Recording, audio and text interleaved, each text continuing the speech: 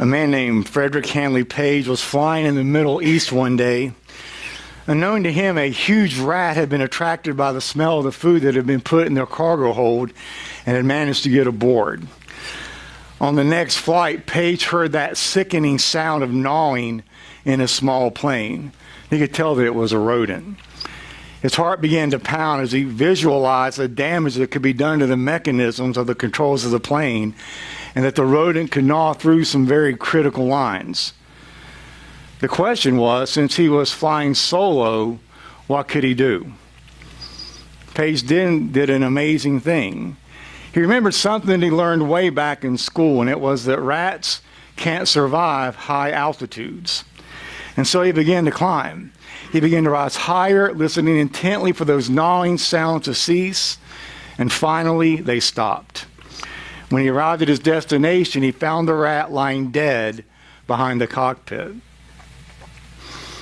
In a similar way, if we're not careful, some of us can have this rat of sin gnawing in our own lives. What am I referring to?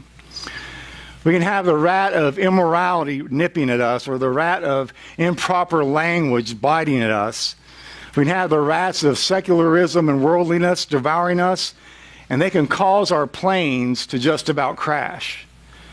But there is something that we can do. We can climb higher in our spiritual life.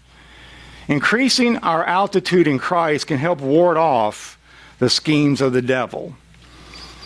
Do you want to destroy the power of evil in your life? Climb higher.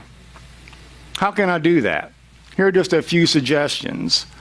Read the Bible regularly and meditate upon its truths. Take time in the morning to pray and make church a priority in your life and not just when it's convenient. And finally, actively do God's will.